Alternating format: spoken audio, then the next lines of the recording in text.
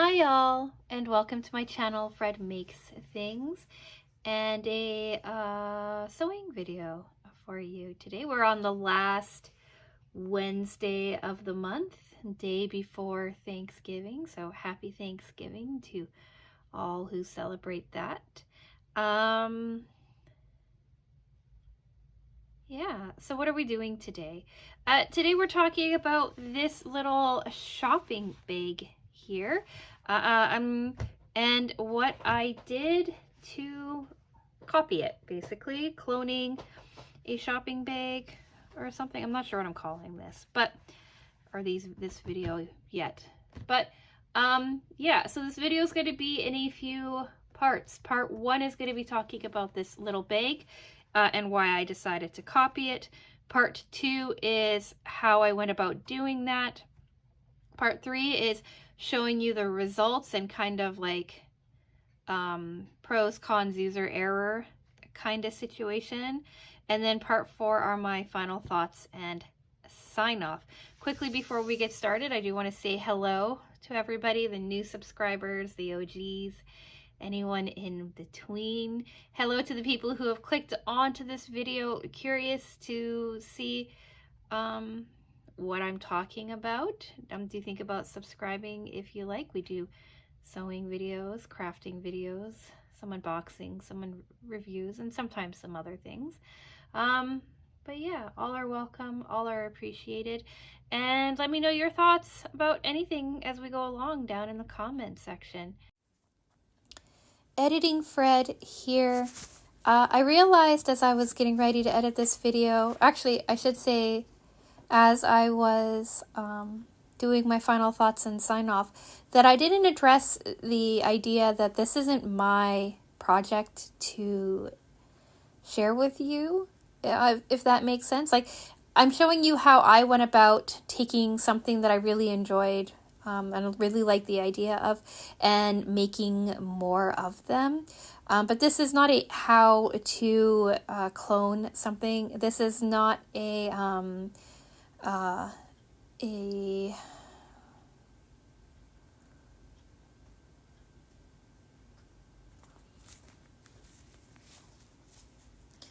this is not my condoning taking other people's work and calling it my own.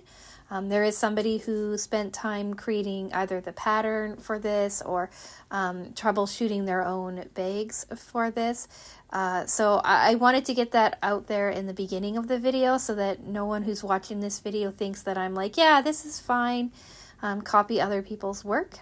This is not my work, this is somebody else's, but I did want to share with you how I go about, or how I went about recreating this work. I talk more about it in my final thoughts and sign off, but I don't really mention any of this in the parts 1 through 3, so I just wanted to say it here first before getting into the video. And yeah, that's it. All right, let's get back to the video. So with all that being said, let's get into part 1. What we're actually talking about, this little shopping bag. So I was wandering the streets of Rennes in France. Not really wandering. I was walking from my hotel out to, what was I doing? Wander around the city, I think, to kind of revisit Rennes. If you don't know, if you're new to the channel, I lived in France for a while, in a city called Rennes in Western France.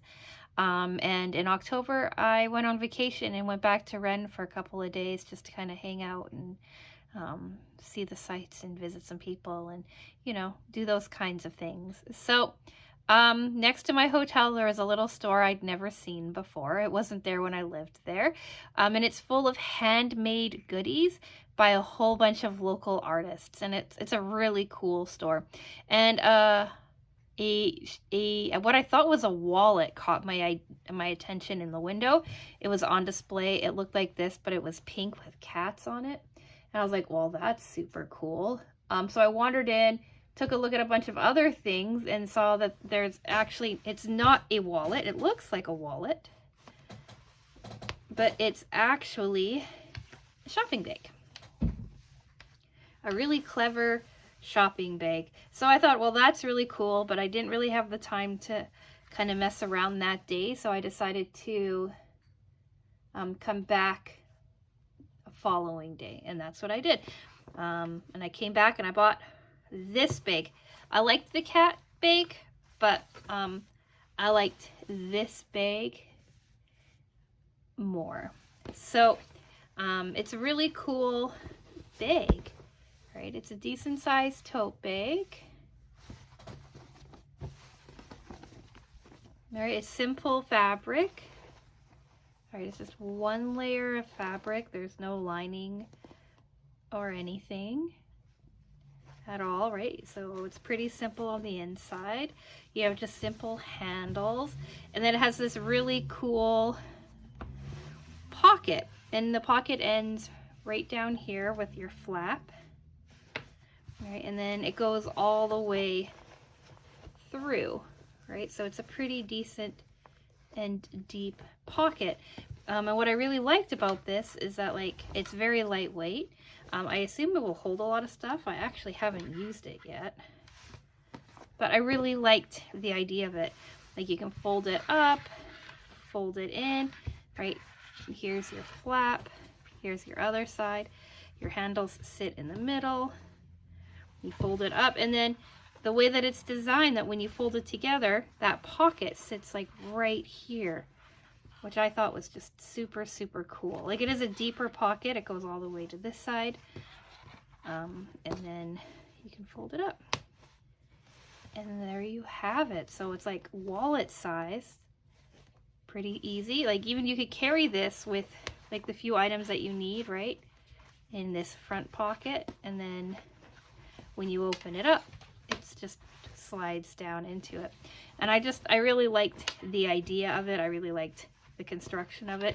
The lady who made it had a whole bunch of really awesome fabrics. She's Japanese, living in Ren, which makes sense because this is very much a Japanese fabric. And so I really, really liked it. And I showed it to my husband, and he said, well, I wonder if you could make it yourself. And I said, maybe.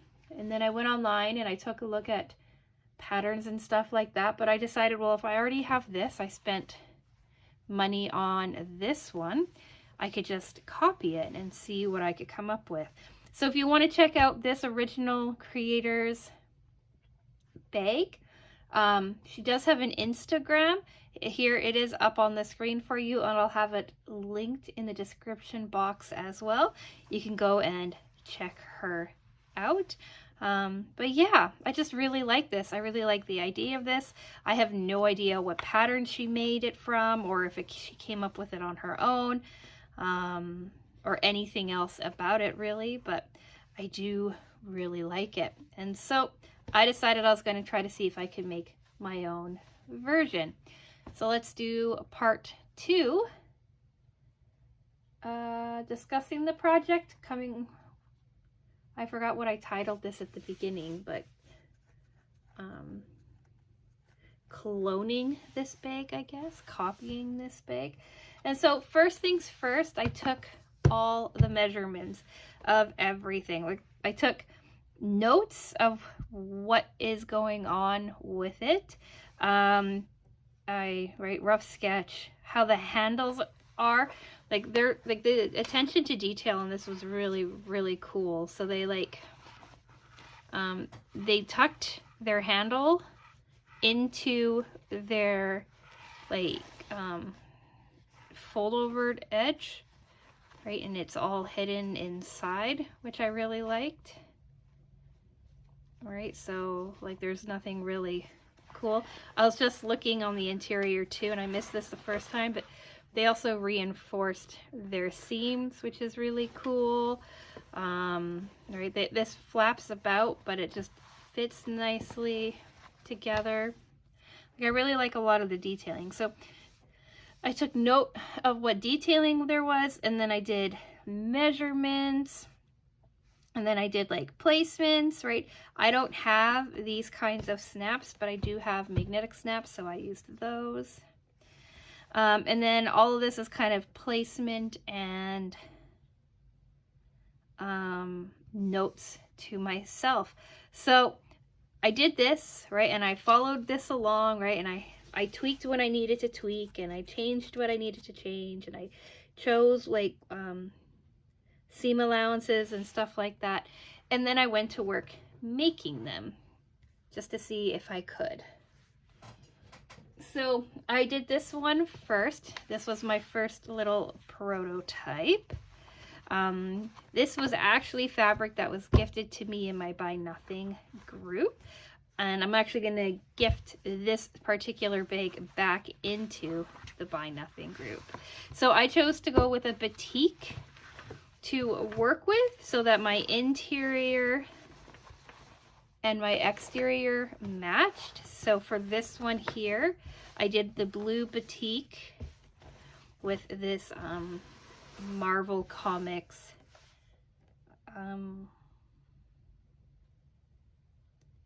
pattern on it. Right, same kind of flap that folds up. I even did this placement of the tag here, and I don't like it. I did do the same fabric on the interior of the pocket as the exterior of the pocket, just because I kind of like that more. And I really like this, and this is like a bit of a stiffer fabric that the original maker used for their exterior fabric, and this is a really lightweight cotton. So I did do a really lightweight interfacing that I had to give it its shape. I did the same fold over that they did. What's cool too is to hide the seam on the inside. They did a French seam, right? So you sewed your exterior first, or you sew wrong sides together first, and then you turn everything inside out with the right sides together, and you encapsulate your seam in your seam allowance so that you have a really clean seam going all the way through, which is nice. So I copied that. My seams are a bit thicker because I'm not familiar with, or I've only done a couple of French seams and they've always given me a hard time. So I decided on a thicker 1/2 inch seam allowance, but I factored that in. And what I did is to keep this top little bit from flapping out, because this is just a 1/4 inch. I don't think it's that big of a deal, but right, because I had a 1/2 inch, I did sew my flap down on both sides so that it didn't stick out.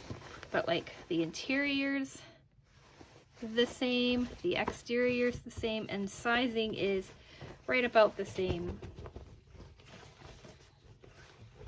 size.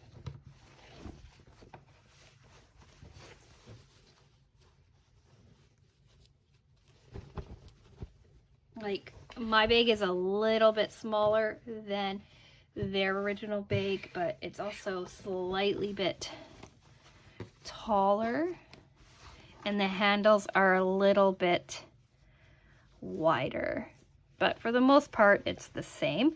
I think I did my handles a bit differently too, but I'm not sure. I did the 4 fold over, right? So this was started out at 4 inches, folded in half, ironed, right, opened up, and then ironed my raw edges into the middle, sewed it down, and that is how we ended up with this. I reinforced this pocket, just going back and forth a few times rather than this very clever way of reinforcing. This was in a Sewers Club project box that they had us do this too, and I was like, oh, that's clever, and then I completely forgot. So yeah, this was my first attempt, and I think it turned out really cool. It folds up really well.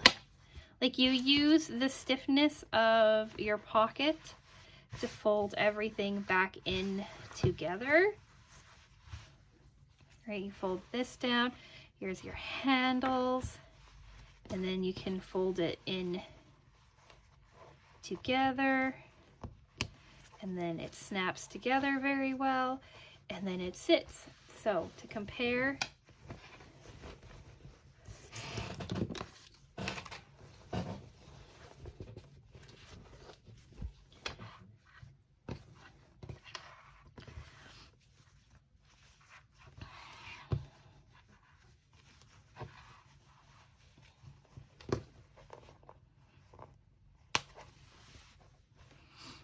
original, my copy.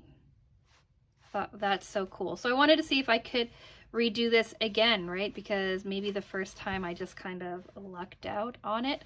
To get this curve, I just copied this curve right onto a piece of paper and then traced it out onto here. And yeah, I thought they came together really well. So I wanted to see if I could repeat it. So I did it with 2 more fabrics. This one here, it was the second one that I made, and I didn't pay attention to my cutting list. So I have my finished sizes and then I have my cut sizes, and I cut this one to my finished size rather than my cut size, so it's actually a little bit smaller. It's about 1 inch smaller in general.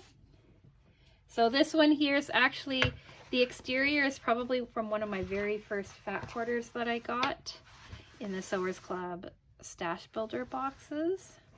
And then the matching or coordinating fabric that I have was part of the same Buy Nothing gifting that this fabric came from. Both of these fabrics came from. And what's funny about that is I'm like, this fabric looks really familiar, and it turns out I have a fat quarter of this too from Sewers Club. But anyway, I cut it out, and then I realized that sizes were wrong, so I kind of had to mess around with that a little bit. The interior and the exterior of this is the same, right? All of this is done the same way. I attached my tag in a different spot on this one, and yeah, so this one turned out to be a little bit smaller, which really messed up on a few things. Like, I did my handle placement in the regular way, but because my sizing was off, when I go to fold this now, this handle is messed up. Like, it doesn't sit right. It makes a mess, or it's kind of messy, and it creates for a bit more of a bulkier fold. Also, this top part here, because it's shorter, needed to be adjusted as well, and I didn't do that. So this is a bit messy. This folds in a little bit more. Right, so it still works as a little fold over wallet bag thing, but it's just a little bit smaller, and it's a little bit more awkward. Like, you would actually think that this was my second or third attempt, and this was like my first attempt with how rough it is. But I think it still turned out quite cool. And then this was my last attempt, and it's made almost exactly the same as this one. This is fabric that I got in a Sewers Club haul. I'm not sure how long ago, but I've had it kicking around for quite a while. I think it's so cool. And then I thought this orange shell fabric, also from Sewers Club as a stash builder, worked out quite nicely with it. And then the handles, right? And then your interior is the same techniques. Needed to start to change my needle because it was starting to give me a hard time. And then this time I hid my tag on the inside, which is actually how I prefer to do tags for my own stuff, right? But you still got the same pocket. There's still interfacing in here, which makes it a little bit stiffer. And yeah, so sometimes you need trial and error to make things work. Like, I broke a couple of needles on this project. I had to switch over to my walking foot for the handles, and some of them still aren't perfect. Because I'm going through so much fabric, you can see that like I'm skipping stitches in the handle area. This is just mostly as like reinforcement. It's not necessary for the bag to like, you know, stay together in any way. And so, yeah, trial and error. But I really like this bag, and I really like making this bag. It's why I did it 3 times over. So I guess that's kind of covered in pros, cons, and user error. But let's get into part 3. Pros, cons, and user error. Well, pro, I like these bags. I like the shape of these bags. I like the colors that I chose. I like the ingenuity of the original creator. Like I said, I don't know if she came up with this pattern or if she's using somebody's pattern or what exactly is going on with it, but I thought that she was a pretty, like, I thought this was a really great design, so I wanted to try it out myself. You can try out a few different bags with it. As far as I'm concerned, there really are no cons. The only issue really is the amount of bulk that you get with the handles and combating that. And user error. There's some user error in like all of these. On this one here, I attached this snap to the wrong side. So in here, there is an area where there's a potential that it might start to unravel in the inside. I'm going to put a little bit of glue down to hope to keep it together. But after I installed the snap wrong, I went back, took a look at this fabric, and the structural integrity is still there. So I think it's going to be okay. I don't like the tag here. Like she has quite a bit of a smaller tag, so I think it works for her. But my tag is too big, and I don't like it sticking out. User error on this one is just completely the wrong size. And you can see it's because of that, the way that it folds up, it's actually quite a bit thicker as well. And then on this one, it was just getting my machine mad at me trying to go through too many layers of fabric on the handles. It was the same with this one too. This first one, I didn't really have that issue. I don't know why, but I think I figured it out. I've added like things to my notes and stuff like that to work on it. And yeah, I guess that's really all I wanted to share. Me figuring out how to copy somebody else's work, basically. So let's get into part 4, final thoughts and sign off. So there are some questions of like morality and ethics in my cloning this bag. Like I said, the original creator is Japanese, living in France. If you want to see what she's up to, her Instagram is in the description box. So do go check her out. She does some really cool things. She very much leans into like the Japanese textile style kind of creative space.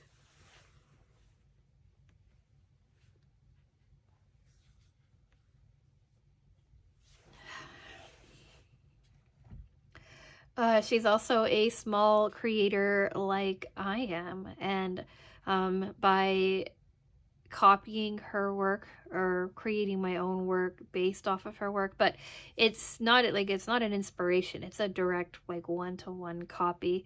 It feels a little bit weird to do that, right? But I really liked the bag and I liked the ingenuity of it, and I wanted to see if I could recreate it myself. I am undecided if I'm going to make these for sale in my shop because it's not my design, it's her design. We would have different customer bases, right? Her customer base is in France and in Europe and that kind of thing, whereas mine is here in the United States. But I'm still not sure if I'm comfortable taking her design or the design that she's worked with and making it my own in that regard. This video is more to kind of just show you my process of trying to recreate something that I really like.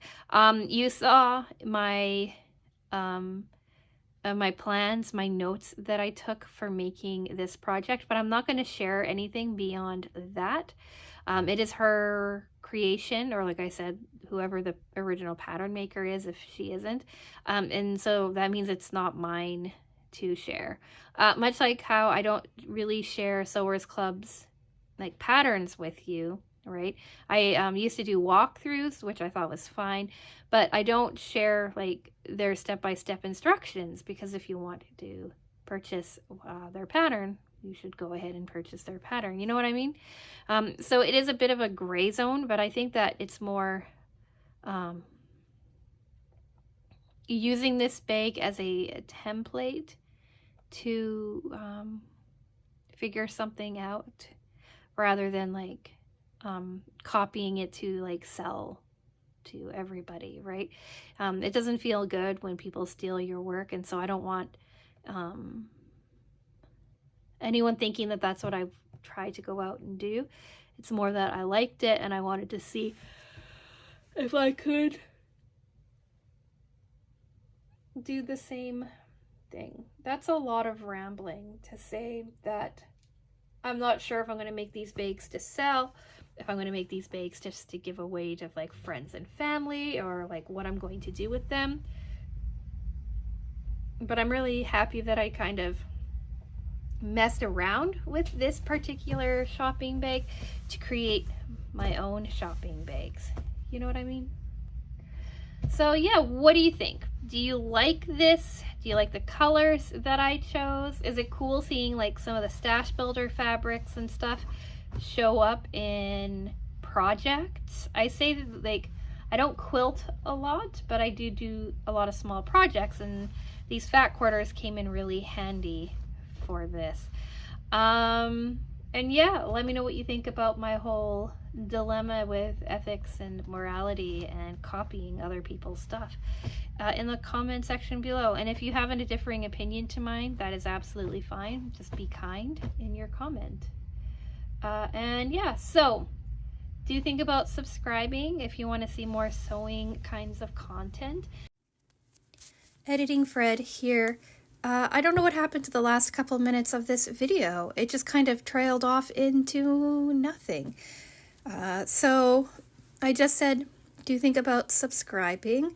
I'm a tiny channel, right? Like, we're heading into 1,000 subscribers soon, and so I think it would be really cool to hit that by the new year. So do think about subscribing if you like, if you want to see more sewing content.